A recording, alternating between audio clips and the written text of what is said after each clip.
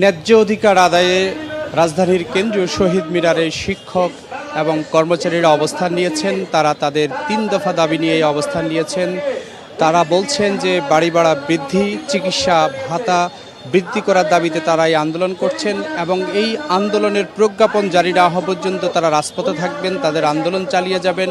তারা বলছেন তাদের যেই যৌক্তিক দাবি নিয়ে গতকাল প্রেস ক্লাবে তারা আন্দোলন করেছিলেন, কর্মসূচি করেছিলেন, সেখানে পুলিশ বেপরোয়াভাবে তাদের উপর আক্রমণ করেছে, তাদের উপর হামলা করেছে, তাদের উপর টিয়ার শেল, রাবার বুলেট নিক্ষেপ করেছে এমন অভিযোগ করেছেন তারা বলছেন যে সকল পুলিশ সদস্য তাদের উপর হামলা চালিয়েছে তাদেরকে আইনের আওতায় নিয়ে আসতে হবে।